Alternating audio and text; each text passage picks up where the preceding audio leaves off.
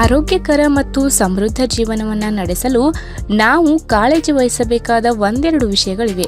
ಇದು ಜೀವನದಲ್ಲಿ ಧನಾತ್ಮಕವಾಗಿರುವುದು, ಕೆಲಸ ಮಾಡುವುದು ಮತ್ತು ಆರೋಗ್ಯಕರ ಆಹಾರ ಪದಾರ್ಥಗಳನ್ನು ಸೇವಿಸುವುದು ಸೇರಿವೆ. ನಮ್ಮ ಆರೋಗ್ಯವನ್ನು ಕಾಪಾಡಿಕೊಳ್ಳಲು ಮತ್ತು ರೋಗಗಳ ವಿರುದ್ಧ ಹೋರಾಡಲು ಪ್ರಕೃತಿ ಮಾತೆ ನಮಗೆ ವಿವಿಧ ಸಾಮಗ್ರಿಗಳನ್ನು ಉಡುಗೊರೆಯಾಗಿ ನೀಡಿದ್ದಾರೆ. ಅವುಗಳಲ್ಲಿ ದಾಳಿಂಬೆ ಕೂಡ ಒಂದು. ಆರೋಗ್ಯಕರ ಮೈಕಟ್ಟಿಗಾಗಿ ಹಣ್ಣು ಮತ್ತು ತರಕಾರಿಗಳನ್ನು ಸೇವಿಸಲು ಆಗಾಗ್ಗೆ ಸಲಹೆ ನೀಡಲಾಗುತ್ತದೆ. ಆರೋಗ್ಯಕರ ಮೈಕಟ್ಟು ಮಾತ್ರವಲ್ಲ, ಅನೇಕ ರೋಗಗಳಿಂದ ಪರಿಹಾರ ಪಡೆಯಲು ಹಣ್ಣಿನ ಸೇವನೆ ಅಗತ್ಯವೆಂದು ಪರಿಗಣಿಸಲಾಗಿದೆ. ಈ ಹಣ್ಣುಗಳಲ್ಲಿ ದಾಳಿಂಬೆ ಪ್ರಮುಖವಾದದ್ದು. ದಾಳಿಂಬೆ ತನ್ನ ರುಚಿ ಮತ್ತು ಅದರ ಗುಣಗಳಿಗೆ ಪ್ರಸಿದ್ಧವಾಗಿದೆ. ದಾಳಿಂಬೆ ಬೀಜ ಮಾತ್ರವಲ್ಲ, ಅದರ ಸಿಪ್ಪೆಗಳು ಮತ್ತು ಹೂಗಳನ್ನು ಸಹ ಅನೇಕ ಸಮಸ್ಯೆಗಳಲ್ಲಿ ಬಳಸಲಾಗುತ್ತದೆ. ಮಧುಮೇಹವಿದ್ದರೆ ದಾಳಿಂಬೆ ಹೂಗಳನ್ನು ಬಳಸಬೇಕು. ಮಧುಮೇಹ ರೋಗಿಯು ರಕ್ತದ ಗ್ಲೂಕೋಸ್ ಮಟ್ಟವನ್ನು ನಿಯಂತ್ರಿಸುತ್ತದೆ. ಇದನ್ನು ದಾಳಿಂಬೆ ಹೂಗಳಿಂದ ಮಾಡಬಹುದು. ವಾಸ್ತವವಾಗಿ ದಾಳಿಂಬೆ ಹೂಗಳು ಉತ್ಕರ್ಷಣ ನಿರೋಧಕ ಗುಣಲಕ್ಷಣಗಳು ಮತ್ತು ಫೈಟೋಕೆಮಿಕಲ್ಸ್ ರಿಸರ್ವರ್ಗಳನ್ನು ಹೊಂದಿವೆ. ಇದರ ಮೂಲಕ ಮಧುಮೇಹದಿಂದ ಉಂಟಾಗುವ ಇತರ ಸಮಸ್ಯೆಗಳನ್ನು ಕಡಿಮೆ ಮಾಡಬಹುದು. ಹಾಗಾದರೆ ದಾಳಿಂಬೆ ಹೂಗಳ ಪ್ರಯೋಜನಗಳ ಬಗ್ಗೆ ಈ ವಿಡಿಯೋ ಮೂಲಕ ತಿಳಿದುಕೊಳ್ಳೋಣ. ಅದಕ್ಕಿಂತ ಮುಂಚೆ ನೀವಿನ್ನೂ ನನ್ನ ಚಾನಲ್ಗೆ ಸಬ್ಸ್ಕ್ರೈಬ್ ಆಗಿಲ್ಲ ಅಂದರೆ ಪ್ಲೀಸ್ ಸಬ್ಸ್ಕ್ರೈಬ್ ಮಾಡ್ಕೊಳ್ಳಿ. ಹಾಗೆ ಪಕ್ಕದಲ್ಲಿರುವಂಥ ಬೆಲ್ ಐಕನ್ನ ಕ್ಲಿಕ್ ಮಾಡಿ. ದಾಳಿಂಬೆ ಹೂಗಳ ಸಂಶೋಧನೆ 2008ರಲ್ಲಿ ಡಯಾಬಿಟಿಸ್, ಒಬೆಸಿಟಿ ಮತ್ತು ಮೆಟಬಾಲಿಸಮ್ ಜರ್ನಲ್ನಲ್ಲಿ ಪ್ರಕಟವಾದ ಅಧ್ಯಯನದ ಪ್ರಕಾರ ದಾಳಿಂಬೆ ಹೂವು PPAR ಆಲ್ಫಾ ಗಾಮಾ ಗುಣಲಕ್ಷಣಗಳನ್ನು ಒಳಗೊಂಡಿದೆ. ದಾಳಿಂಬೆ ಹೂಗಳ ಈ ಗುಣಗಳು ಕೊಬ್ಬಿನ ಆಮ್ಲೀಯ ಸೇವನೆ ಮತ್ತು ಉತ್ಕರ್ಷಣ, ಉರಿಯೂತ ಮತ್ತು ನಾಳೀಯ ಕಾರ್ಯವನ್ನು ನಿಯಂತ್ರಿಸುವುದಲ್ಲದೆ ವಾಸ್ತವವಾಗಿ ಅವು ರಕ್ತದ ಗ್ಲೂಕೋಸ್ ಮಟ್ಟವನ್ನು ಸಮತೋಲನಗೊಳಿಸುತ್ತವೆ. ಅಷ್ಟೇ ಅಲ್ಲ, ಮಧುಮೇಹಕ್ಕೆ ಚಿಕಿತ್ಸೆ ನೀಡಲು ದಾಳಿಂಬೆ ಹೂಗಳನ್ನು ಗ್ರೀಕ್ ನಾಗರಿಕತೆ ಮತ್ತು ಆಯುರ್ವೇದದಲ್ಲಿ ಶತಮಾನಗಳಿಂದ ಬಳಸಲಾಗುತ್ತಿದೆ. ಉತ್ಕರ್ಷಣಶೀಲ ಒತ್ತಡವು ಮೆದುಳಿನ ಜೀವಕೋಶಗಳನ್ನು ಹಾನಿಗೊಳಿಸುತ್ತದೆ, ಮೆದುಳಿನ ದಕ್ಷತೆಯ ಮೇಲೂ ಪರಿಣಾಮ ಬೀರುತ್ತದೆ. ಆದರೆ ದಾಳಿಂಬೆ ಹೂವನ್ನು ಸೇವಿಸಿದರೆ ಉತ್ಕರ್ಷಣದ ಅಪಾಯವನ್ನು ಕಡಿಮೆ ಮಾಡಿ ಮೆದುಳು ಸರಿಯಾಗಿ ಕಾರ್ಯನಿರ್ವಹಿಸುವಂತೆ ಮಾಡುತ್ತದೆ. ದಾಳಿಂಬೆ ಹೂಗಳನ್ನು ಸೇವಿಸುವ ಜನರು ಉತ್ತಮ ಸ್ಮರಣೆಯನ್ನು ಹೊಂದಿದ್ದಾರೆ ಎಂದು 2011ರ ಅಧ್ಯಯನವು ಕಂಡುಹಿಡಿದಿದೆ. ದಾಳಿಂಬೆ ಹೂಗಳ ಬಳಕೆ ಅಧ್ಯಯನಗಳ ಪ್ರಕಾರ ಮಧುಮೇಹವಿದ್ದರೆ ನೀವು ಮಧುಮೇಹ ಔಷಧಿಗಳೊಂದಿಗೆ ದಾಳಿಂಬೆ ಹೂವಿನ ಪೂರಕಗಳನ್ನು ತೆಗೆದುಕೊಳ್ಳಬಹುದು. ಇದರ ಮೂಲಕ ಅರಿವಿನ ಕಾರ್ಯವು ಸರಿಯಾಗಿದೆ. ನಿಮಗೆ ಮಧುಮೇಹ ಉಂಟಾಗುವ ಅಪಾಯವಿದ್ದರೆ ಕಚ್ಚಾ ದಾಳಿಂಬೆ ಹೂಗಳನ್ನು ಆಹಾರದಲ್ಲಿ ಸೇರಿಸಬಹುದು. ಇದರಿಂದ ಮಧುಮೇಹ ಉಂಟಾಗುವ ಅಪಾಯವನ್ನು ಸ್ವಲ್ಪ ಮಟ್ಟಿಗೆ ಕಡಿಮೆ ಮಾಡಬಹುದು. ಆದರೆ ಇದರ ಸೇವನೆಯಿಂದ ನಿಮಗೆ ಯಾವುದೇ ಅಲರ್ಜಿ ಅಥವಾ ಇತರ ಸಮಸ್ಯೆಗಳಿದ್ದರೆ ಅದನ್ನು ಸೇವಿಸುವುದನ್ನು ನಿಲ್ಲಿಸಿ ಮತ್ತು ತಕ್ಷಣವೇ ವೈದ್ಯರನ್ನು ಸಂಪರ್ಕಿಸಿ. ಕೊರೋನಾ ವೈರಸ್ ಸಾಂಕ್ರಾಮಿಕದಿಂದಾಗಿ ನಾವೆಲ್ಲರೂ ನಮ್ಮ ಆರೋಗ್ಯದ ಬಗ್ಗೆ ಚಿಂತೆ ಮಾಡುತ್ತಿದ್ದೇವೆ. ಶಿಫಾರಸು ಮಾಡಲಾದ ಸುರಕ್ಷತಾ ಕ್ರಮಗಳನ್ನು ಅನುಸರಿಸುತ್ತೇವೆ. ಜೊತೆಗೆ ಮಾಡಬೇಕಾದ ಅತ್ಯಂತ ಪ್ರಮುಖ ವಿಷಯವೇನೆಂದರೆ ಆರೋಗ್ಯಕರವಾಗಿರುವುದು. ರೋಗ ನಿರೋಧಕ ವ್ಯವಸ್ಥೆಯನ್ನು ಹೆಚ್ಚಿಸುವುದು. ದಾಳಿಂಬೆ ಹೂವಿನಲ್ಲಿ ಹೆಚ್ಚಿನ ಪ್ರಮಾಣದ ಆಂಟಿ ಆಕ್ಸಿಡೆಂಟ್ಗಳಿವೆ. ನಿಮ್ಮನ್ನು ಸುರಕ್ಷಿತವಾಗಿ ಮತ್ತು ರಕ್ಷಿಸಲು ಬಾಹ್ಯ ಬ್ಯಾಕ್ಟೀರಿಯಾ ಅಥವಾ ವೈರಸ್ಗಳ ವಿರುದ್ಧ ಹೋರಾಡಲು ಇದು ಸಹಾಯ ಮಾಡುತ್ತದೆ. ಇನ್ನು ಹೆಂಗಳೆಯರಲ್ಲಿ ಕಾಡುವ ಸಾಮಾನ್ಯ ಸಮಸ್ಯೆ ಎಂದರೆ ಅದು ಮೊಡವೆಯ ಸಮಸ್ಯೆ. ಇದನ್ನ ನಿವಾರಣೆ ಮಾಡಲು ಹಲವು ಕ್ರೀಮ್ಗಳನ್ನು ಬಳಸಿ ಸೋತಿರಬಹುದು.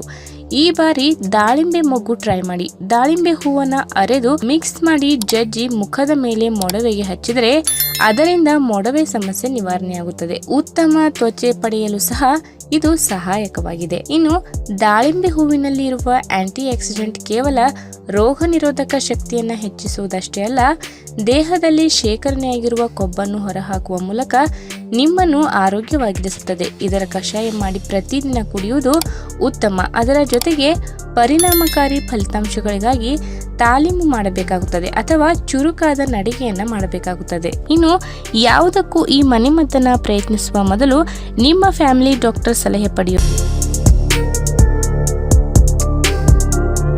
ಸಕ್ಕರೆ ಕಾಯಿಲೆ ಇರುವವರಿಗೆ ತಮ್ಮ ರಕ್ತದ ಸಕ್ಕರೆಯ ಮಟ್ಟವನ್ನ ನಿರ್ವಹಿಸುವುದು ಬಹಳ ಕಷ್ಟ. ಅದರಲ್ಲೂ ತಮ್ಮ ಡಯಟ್ನ ಬಗ್ಗೆಯೂ ಕಾಳಜಿ ವಹಿಸಬೇಕಾಗುತ್ತದೆ. ಸಿಕ್ಕ ಪಾನೀಯಗಳನ್ನ ಸೇವಿಸುವಂತಿಲ್ಲ. ಅನಾರೋಗ್ಯಕರ ಜೀವನ ಶೈಲಿಯಿಂದ ದೂರವಿರಬೇಕಾಗುತ್ತದೆ. ನೀವು ಕೂಡ ಅಧಿಕ ರಕ್ತದ ಸಕ್ಕರೆ ಮಟ್ಟವನ್ನ ಹೊಂದಿದ್ದರೆ ನಿಮ್ಮ ರೋಗ ನಿರೋಧಕ ಶಕ್ತಿಯನ್ನ ಹೆಚ್ಚಿಸುವ, ನಿಮ್ಮ ಚಯಾಪಚಯ ಆರೋಗ್ಯವನ್ನ ಸುಧಾರಿಸುವ ಮತ್ತು ನಿಮ್ಮ ಇನ್ಸುಲಿನ್ ಮಟ್ಟವನ್ನ ನೈಸರ್ಗಿಕವಾಗಿ ನಿರ್ವಹಿಸುವ ಸರಳ ಪಾನೀಯಗಳ ಬಗ್ಗೆ ಇವತ್ತಿನ ವಿಡಿಯೋ ಮುಖಾಂತರ ತಿಳಿದುಕೊಳ್ಳೋಣ. ಅದಕ್ಕಿಂತ ಮುಂಚೆ ನೀವಿನ್ನೂ ನನ್ನ ಚಾನಲ್ಗೆ ಸಬ್ಸ್ಕ್ರೈಬ್ ಆಗಿಲ್ಲ ಅಂದ್ರೆ ಪ್ಲೀಸ್ ಸಬ್ಸ್ಕ್ರೈಬ್ ಮಾಡ್ಕೊಳ್ಳಿ, ಹಾಗೆ ಪಕ್ಕದಲ್ಲಿ ಇರುವಂತಹ ಬೆಲ್ ಐಕನ್ ನ ಕ್ಲಿಕ್ ಮಾಡಿ. ಹಾಗಲಕಾಯಿ ಮತ್ತು ನೇರಳೆ ಹಣ್ಣು ಮಧುಮೇಹಿಗಳಿಗೆ ಉತ್ತಮವಾಗಿದೆ. ಇವುಗಳಿಂದ ತಯಾರಿಸಿದ ಜ್ಯೂಸ್ ಇನ್ಸುಲಿನ್ ಮಟ್ಟವನ್ನ ನಿರ್ವಹಿಸುವುದಲ್ಲದೆ ಜೀರ್ಣಕಾರಿ ಕಾಯಿಲೆಗಳು, ಚರ್ಮದ ಸಮಸ್ಯೆಗಳು, ವಿಷವನ್ನ ತೆಗೆದುಹಾಕುವುದಲ್ಲದೆ ಆರೋಗ್ಯವನ್ನ ಉತ್ತಮವಾಗಿಡಲು ಸಹಾಯ ಮಾಡುತ್ತದೆ. ರೋಗ ನಿರೋಧಕ ಶಕ್ತಿಯನ್ನ ಹೆಚ್ಚಿಸುತ್ತದೆ ಮತ್ತು ಚಯಾಪಚಯ ಆರೋಗ್ಯವನ್ನ ಸುಧಾರಿಸಲು ಸಹಾಯ ಮಾಡುತ್ತದೆ. ಇನ್ನು ಹಾಗಲಕಾಯಿ ಮತ್ತು ನೇರಳೆ ಹಣ್ಣು ಎರಡರಲ್ಲೂ ಅತ್ಯಗತ್ಯ ಪೋಷಕಾಂಶಗಳು ಮತ್ತು ಸಸ್ಯದ ಸಂಯುಕ್ತಗಳು ಹೆಚ್ಚಿನ ಸಕ್ಕರೆ ಮಟ್ಟವನ್ನ ಕಡಿಮೆ ಮಾಡಲು ಸಹಾಯ ಮಾಡುತ್ತದೆ. ಹಾಗಲಕಾಯಿಯು ಇನ್ಸುಲಿನ್ ಅಸಮತೋಲನವನ್ನ ಸರಿಪಡಿಸುತ್ತದೆ ಮತ್ತು ಅಧಿಕ ರಕ್ತದ ಸಕ್ಕರೆಯನ್ನ ನಿಯಂತ್ರಿಸುತ್ತದೆ. ದೇಹದಲ್ಲಿ ಉರಿಯೂತವನ್ನ ಕಡಿಮೆ ಮಾಡುತ್ತದೆ. ಕೆಲವು ಚರ್ಮದ ಸಮಸ್ಯೆಗಳನ್ನ ಕೂಡ ಗುಣಪಡಿಸುತ್ತದೆ. ಇನ್ನು ನೇರಳೆ ಹಣ್ಣು ನೈಸರ್ಗಿಕವಾಗಿ vitamin A, vitamin C, biotin ಮತ್ತು ಸತ್ತುಗಳಂತಹ ಅಗತ್ಯ ಪೋಷಕಾಂಶಗಳಿಂದ ತುಂಬಿರುತ್ತದೆ.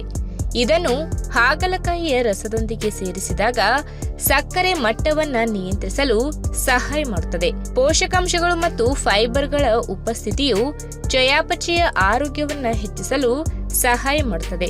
ನಿಯಮಿತವಾಗಿ ಈ ರಸವನ್ನ ಕುಡಿಯುವುದರಿಂದ ಚರ್ಮ ಮತ್ತು ಕೂದಲಿನ ಸಮಸ್ಯೆಗಳಿಗೆ ಚಿಕಿತ್ಸೆ ನೀಡಲು ಸಹಾಯ ಮಾಡುತ್ತದೆ. ನೀವು ಹೆಚ್ಚಿನ ಸಕ್ಕರೆ ಹೊಂದಿದ್ದರೆ ಮನೆಯಲ್ಲಿ ಈ ಪಾನೀಯವನ್ನ ತಯಾರಿಸಬಹುದು. ಇನ್ನು ಮನೆಯಲ್ಲಿ ಈ ಜ್ಯೂಸ್ ಅನ್ನ ತಯಾರಿಸಲು ನೀವು ಅರ್ಧ ಹಾಗಲಕಾಯಿ ಮತ್ತು 5ರಿಂದ 6 ನೇರಳೆ ಹಣ್ಣುಗಳನ್ನ ತೆಗೆದುಕೊಳ್ಳಿ. ಇವುಗಳನ್ನ ಮಿಕ್ಸಿಗೆ ಹಾಕಿ ರುಬ್ಬಿ ರಸವನ್ನು ಸೋಸಿಕೊಳ್ಳಿ ಮತ್ತು 1 ಟೀ ಸ್ಪೂನ್ ನಿಂಬೆ ರಸ, ಕಲ್ಲುಪ್ಪು ಸೇರಿಸಿ ಕುಡಿಯಿರಿ. ನಮಸ್ಕಾರ ಸ್ನೇಹಿತರೆ, ನಮ್ಮ ಮೆದೋಜೀರಕ ಗ್ರಂಥಿ ಸಾಕಷ್ಟು ಪ್ರಮಾಣದ ಇನ್ಸುಲಿನ್ ಉತ್ಪಾದಿಸದಿದ್ದರೆ ಅಥವಾ ಉತ್ಪಾದಿಸಿದ ಇನ್ಸುಲಿನ್ ಅನ್ನ ಬಳಸಿಕೊಳ್ಳದೆ ಹೋದರೆ ಮಧುಮೇಹ ಎದುರಾಗುತ್ತದೆ. ಭಾರತದಲ್ಲಿ 10.1 ಕೋಟಿ ಮಧುಮೇಹಿಗಳಿದ್ದಾರೆ. ಇವರಿಗೆ ಔಷಧಿಗಳು, ವ್ಯಾಯಾಮ ಮತ್ತು ಜೀವನ ಕ್ರಮದಲ್ಲಿ ಬದಲಾವಣೆಯ ಸಹಿತ ಆಹಾರ ಕ್ರಮದಲ್ಲಿಯೂ ಕೆಲವು ಬದಲಾವಣೆಗಳು ಬೇಕಾಗುತ್ತವೆ.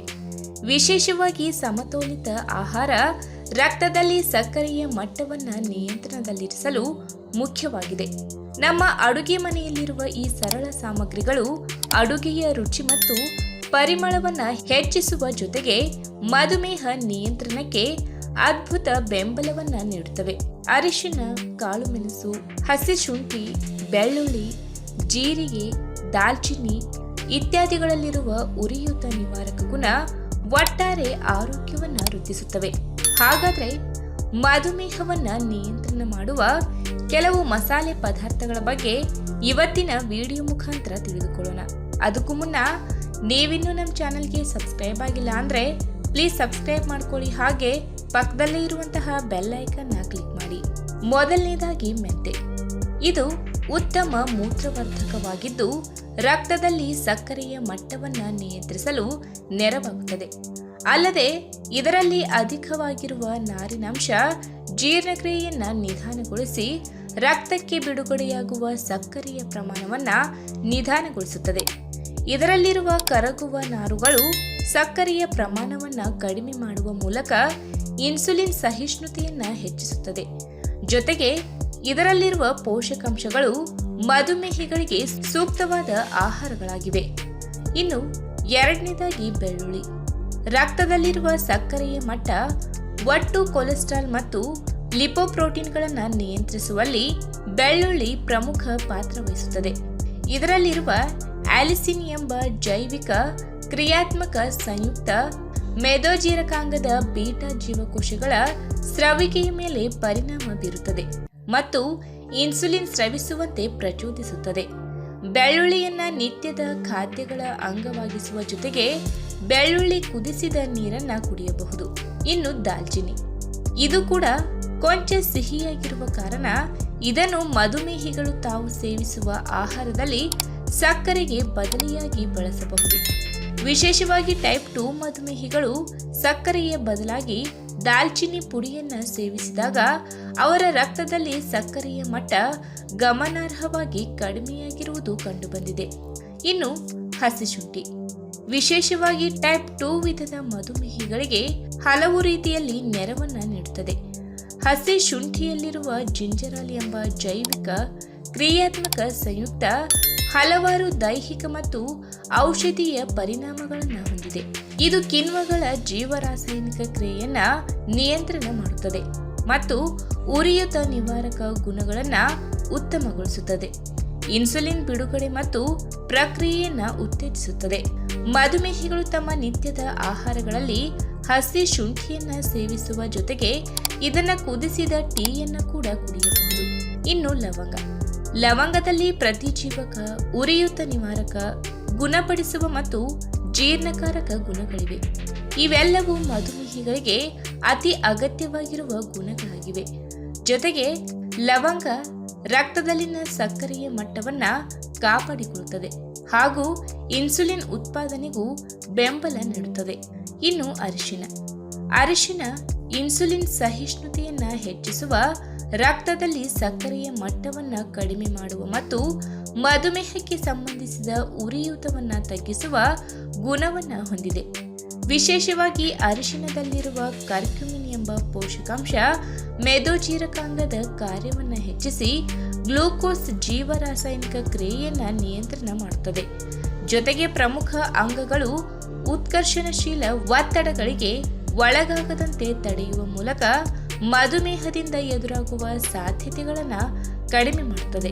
ಹಾಗಾಗಿ ಮಧುಮೇಹ ಎದುರಾದ ಬಳಿಕ ಇದನ್ನು ಪೂರ್ಣವಾಗಿ ಗುಣಪಡಿಸಲು ಸಾಧ್ಯವಿಲ್ಲ. ಬದಲಿಗೆ ನಿಯಂತ್ರಣದಲ್ಲಿರಿಸಿ ಉತ್ತಮ ಜೀವನ ನಡೆಸಬಹುದು. ಹಾಗಾಗಿ ಇಂತಹ ಮಸಾಲೆ ಪದಾರ್ಥಗಳನ್ನು ನಿತ್ಯವೂ ಸೇವಿಸುವುದು ಒಳ್ಳೆಯದು.